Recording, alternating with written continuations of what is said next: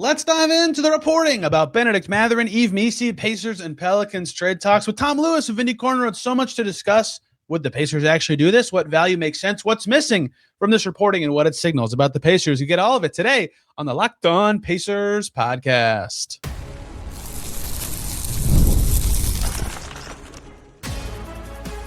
You are Locked On Pacers, your daily Indiana Pacers podcast, part of the Locked On Podcast Network.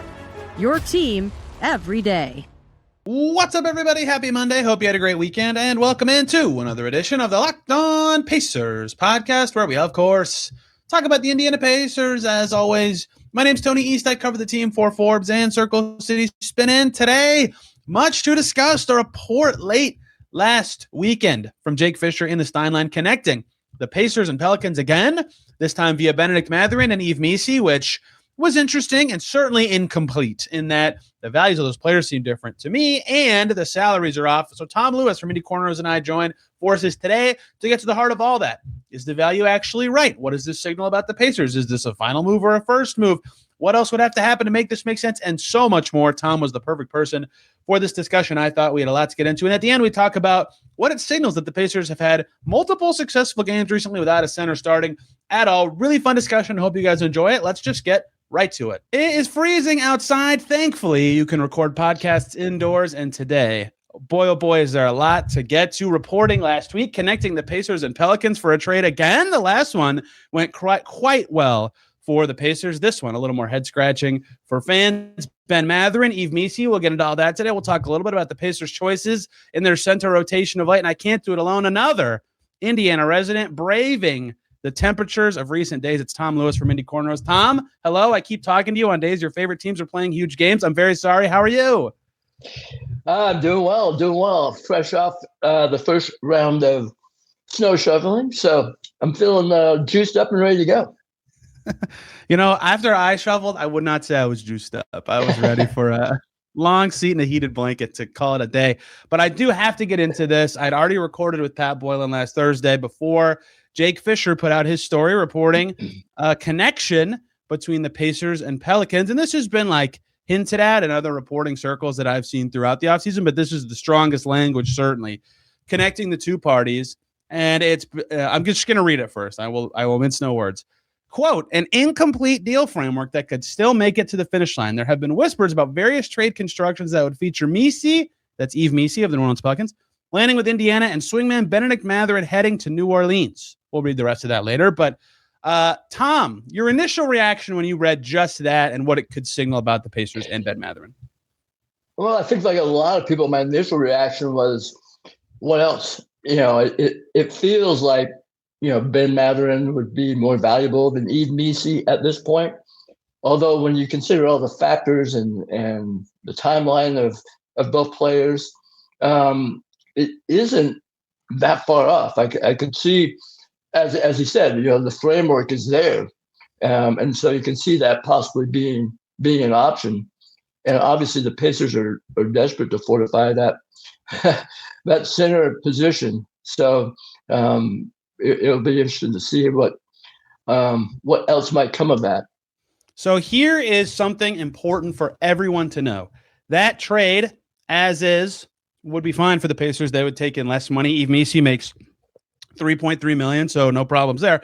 But the Pelicans are less than $2 million shy of the luxury tax, meaning there is a lock that would not be, just those two players would not be the framework. There would be more players in it, and certainly at least $4 million, I think, maybe even a little bit more, coming from the Pelicans to the Pacers. So consider that as you think about this, that it's only two guys, but probably one of Jose Alvarado or Derek Queen would be also involved in this. And that's if the Pacers send out nobody else at all.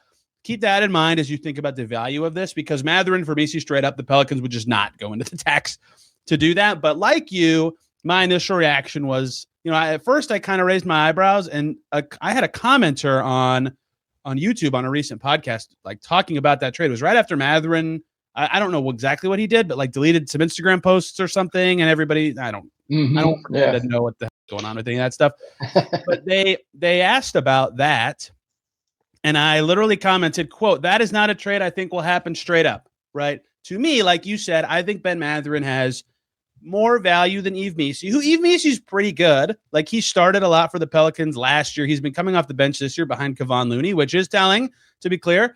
But also, like, every Pacers fan just saw Jay Huff outplay him by a lot in Indy, not very long ago. So Yves Missi's better than that, right? He's only 21. He'll turn 22 in May. He's young. He could grow. He's very powerful. He's very athletic, and he's cheap. And the fact that he could grow into something of note is important. And the fact that he's already rotation quality means he's a positive value player.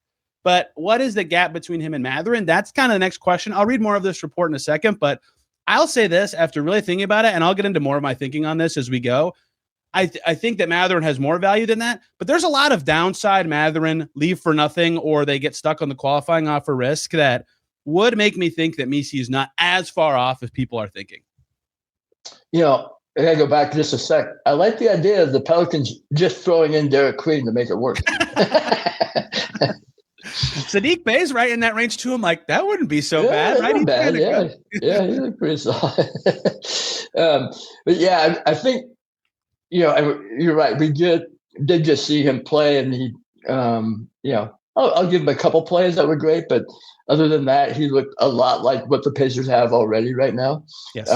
Other than the fact he is definitely bigger, more physical, but honestly, his probably greatest value right now is the fact that he is only 21. There obviously is a lot more upside to his game, and so again, that would be a reason the Pacers would want to bring him in and try and develop him into the player they want.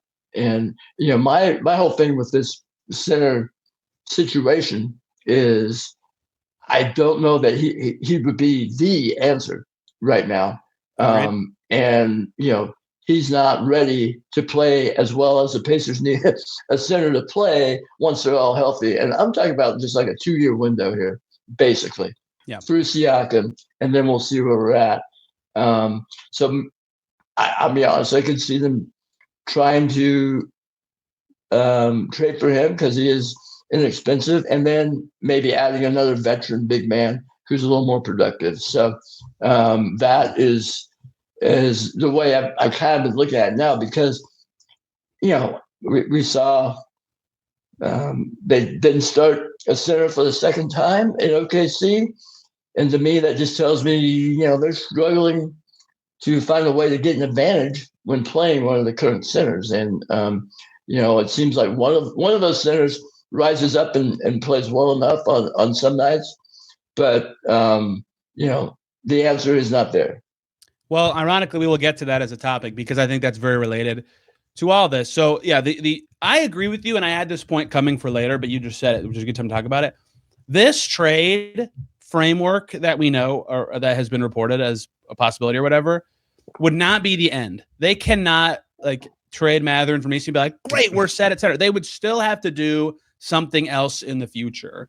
And it'd be harder to do it without Mathurin involved, but maybe they like some different assets that get exchanged in this deal, or something else is a part of it that makes it more possible. Because even if you are a believer in Missi, and I think last season, people remember in the offseason, people were really high on him. People were calling him in that low end of the Kessler tier of could the Pacers get him as their starting center of the future? And then the Pelicans front office was like, we'd rather start Kevon Looney over you. And that was very telling of what they thought of him. So it's been kind of interesting, but his contract is very cheap for 2 more years after this one. And he's clearly rotation level in a way that means he doesn't suck, right? It is very odd what the Pelicans have done here, but he doesn't stink. Okay, anyway, what I would like to get back to is finishing reading what this says.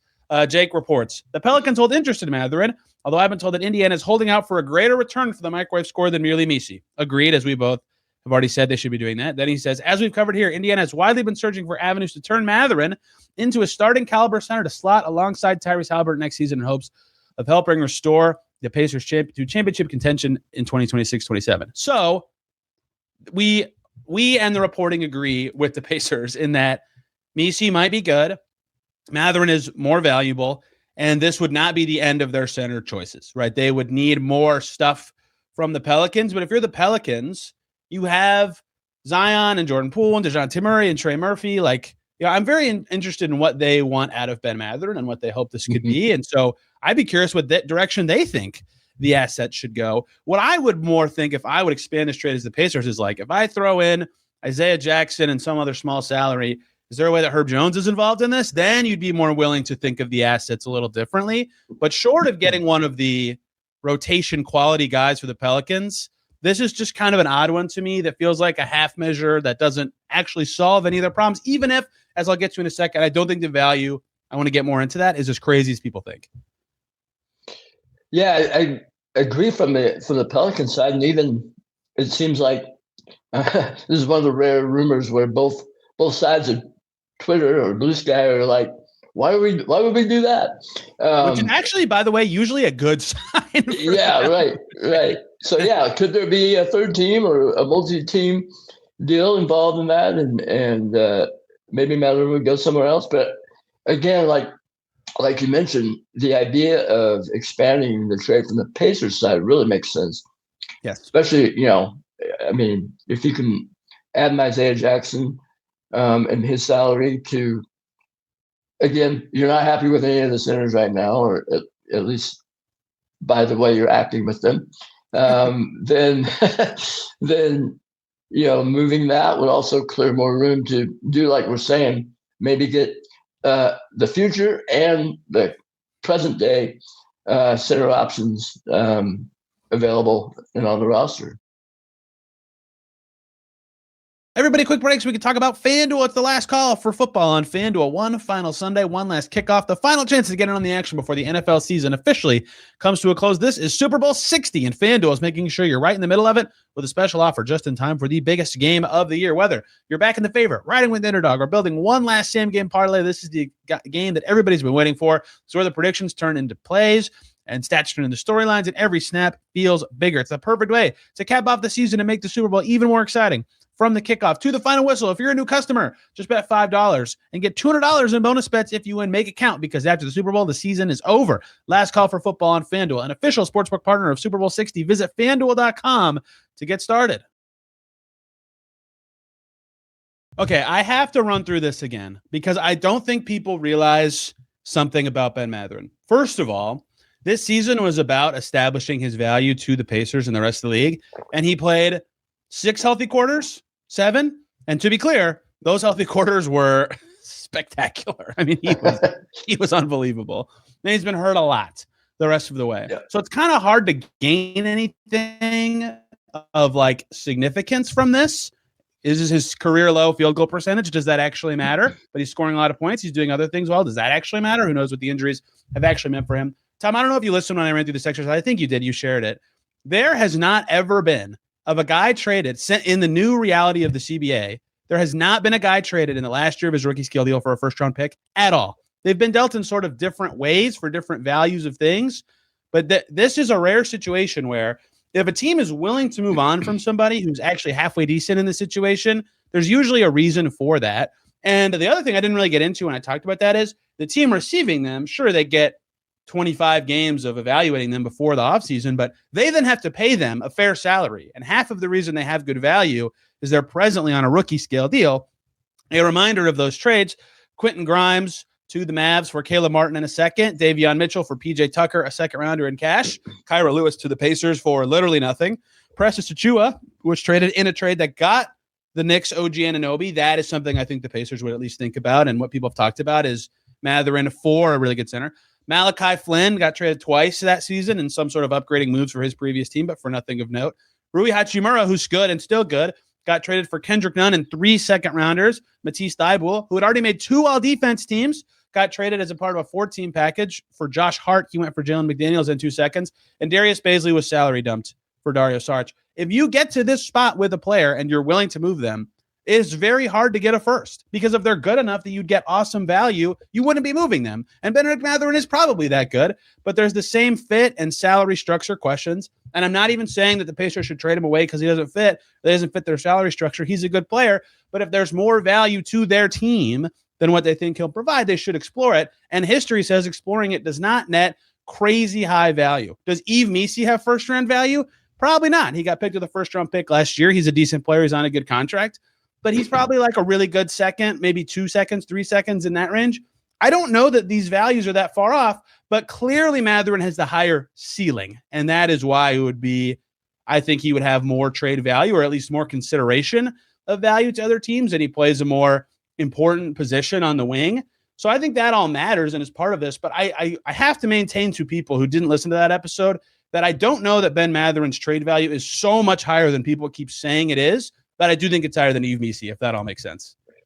Right. And let me implore people to go back and listen to that if they haven't, because all that background information was quite illuminating. And I was, came out of that thinking, oh, they're not dealing him. It doesn't make sense. And then you hear this rumor, and that's where it does make a little more sense because of the history of the value of this situation. So I, again, appreciate all that info, because it really helped kind of clarify the situation a little bit. But, here we are.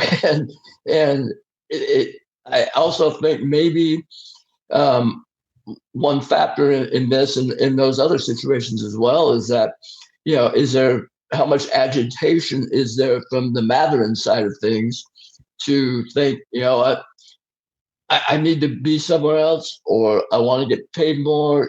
We're not in sync.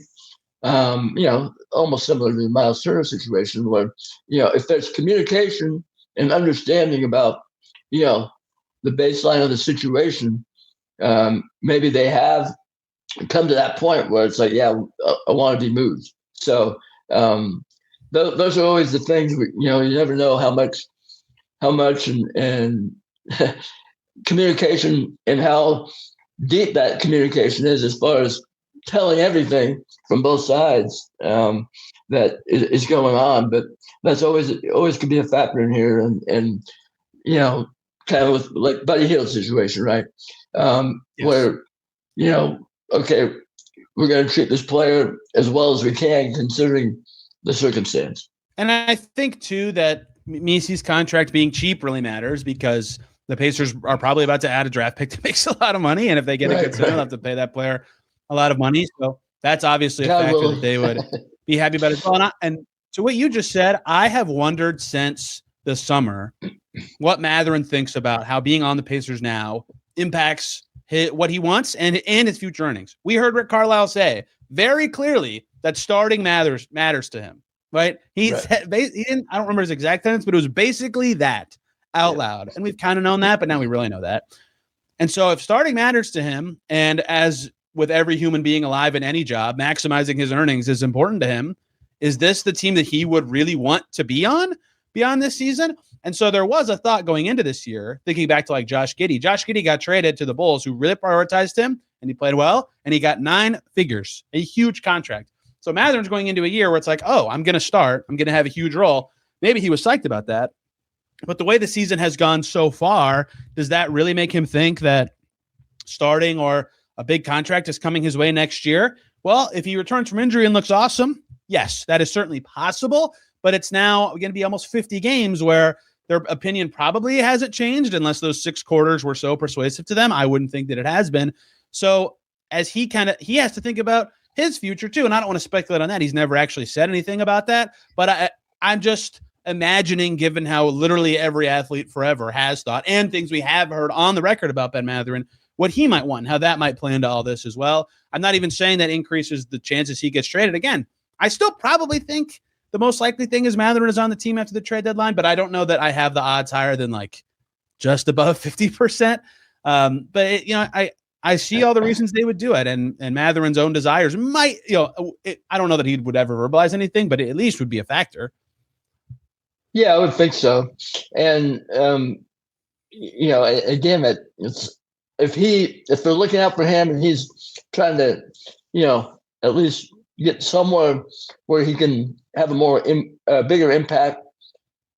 Again, that Pelican situation as is, if they just swap Missi and then maybe somebody else, but kind of a cluttered rotation for him to go in to try and make a big impact, more so than he was here in Indy. So, and the fact that he was starting, he definitely earned those minutes and played well enough until, like you say, that the injuries crept in, and then he's been, inconsistent at best from there. But I would think almost he may want to try him in the season with the Pacers because of the situation. He's going to get plenty of minutes, yes, and have that ability to showcase himself.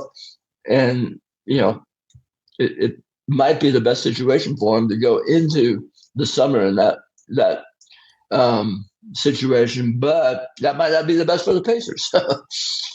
Yeah, he might get all he can handle down the stretch. And to be clear, I am not saying he will request a trade or that he's even considered requesting a trade or that he should request a trade. I'm just thinking about the history of every athlete ever, including one Buddy Hield who did request a trade and then got traded. Okay. Last thing to get to on this. Can we talk for a second about Yves Missi, because it's look, I'm not saying either of you or I watch the Pelicans all the freaking time or anything like that, but he had that awesome block on Pascal. He is huge, right? He's 240 pounds, all of 6'11". He's big. He's certainly center sized. He has made 0 threes in his career, right? He's not a spacer at all. He's certainly just an around the basket guy. He's pretty good on the glass. He'd immediately be the Pacers' second, third, first, somewhere in there. Best rebounder. Yves Missi has stuff that he's good at. And if you're big and fast and powerful, like James Wiseman was, they'll give you chances. They'll look at you for sure. But there's also a lot of limitations in his game in terms of processing on defense. And again, the no lack of jumper completely. If you're on the Pacers, you have to make decisions extremely fast all the time on the perimeter as a center. He's okay, I guess, at moving the ball with his averages of over 1 assist per game. That's actually not bad for a center, but not awesome at it. So I don't think he stinks. I think he's certainly already rotation quality.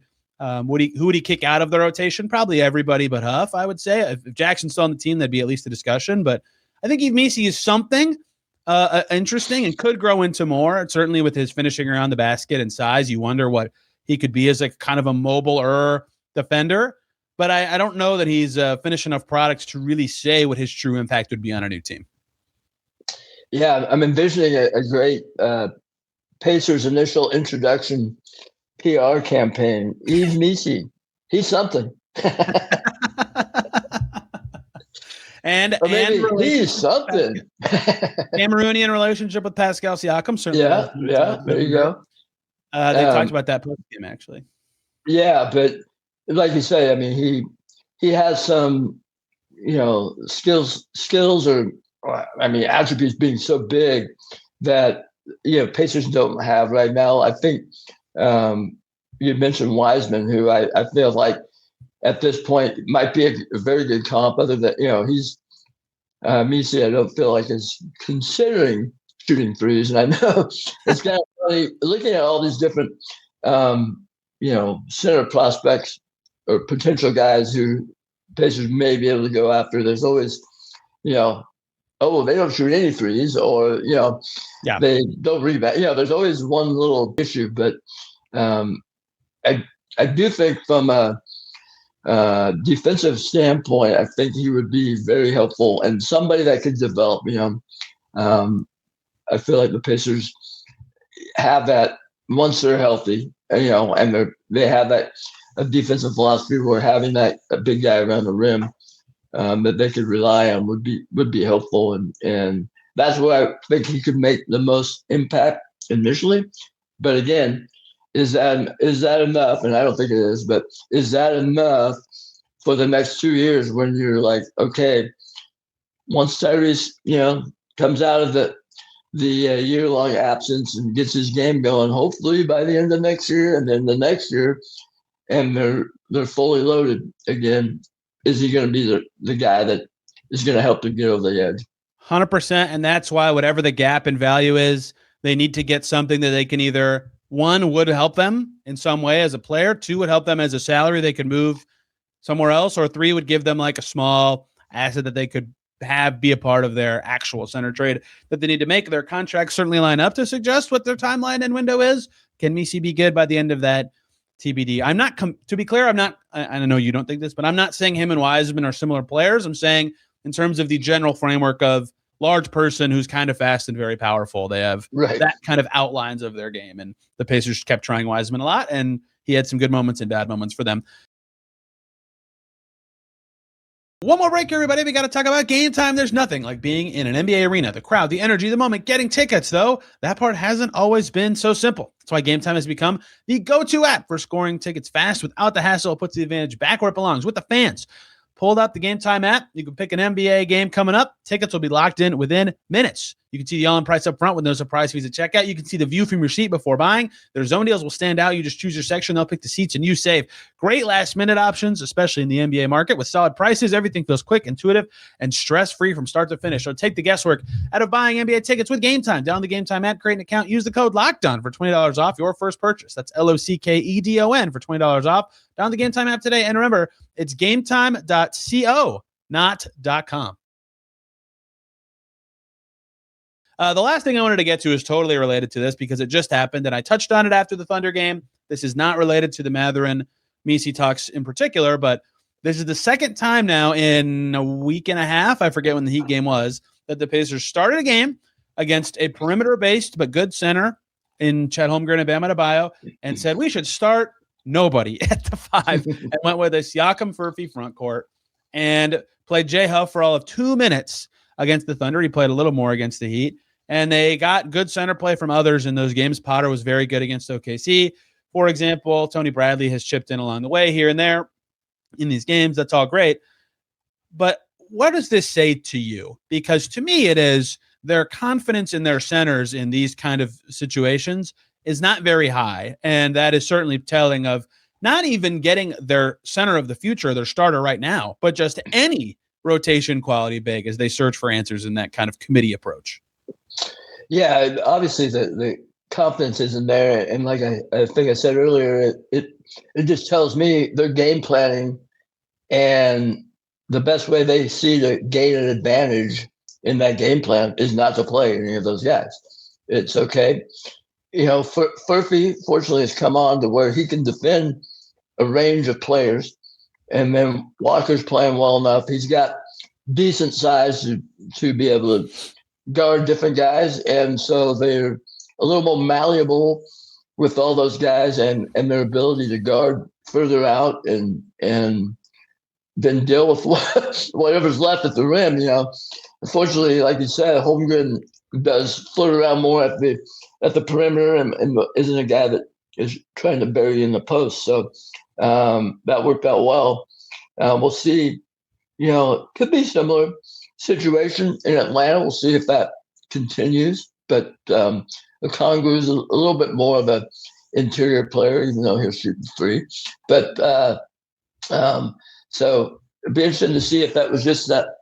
They also wanted to maybe surprise OKC a little bit with a little different look out of the gate, which worked fabulously, let's say. Yep. And so that may have been part of the game plan as well. So if other teams have time to prepare for that, it might be a little different situation. Their offense really flows without any of their centers recently. I'll say this. I would like more of a sample on this, but Tom, in both games they didn't start a center, Andrew Nembhard was absolutely spectacular in both of those games, right? Yeah. So we'll see if there's any correlation. He had 29 against Miami and 27, I believe, against the Thunder. So, and in that Miami game, to be clear, Jay Huff played 19 minutes, missed all of his threes, but was 4 or 5 on twos. Micah Potter made 4 threes and had 14 points. So Potter has been the guy in both those games, which is fitting because he's kind of the most mobile of any of their bigs. Isaiah Jackson is more mobile. He was not available against the Heat and has had some discipline issues of staying down and fouling in his last couple of games. And so Potter has been the guy that they've chosen correctly, by the way. And in the second half against the Thunder, their original game plan of not needing a big kind of changes when Jay Will also starts in the second half. Okay, you have to change up your rotation a bit. You play Potter a little more and figure it out from there.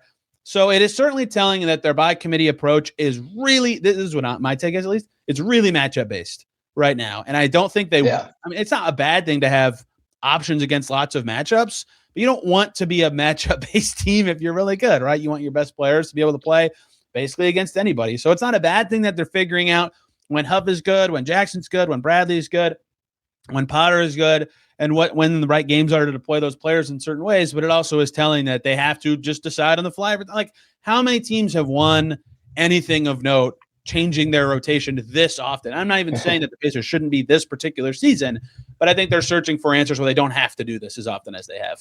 Yeah, I agree. And it does seem like from night to night, Huff or Potter or Bradley or, one of them kind of is quote unquote on that night, and they end up getting the bulk of the minutes.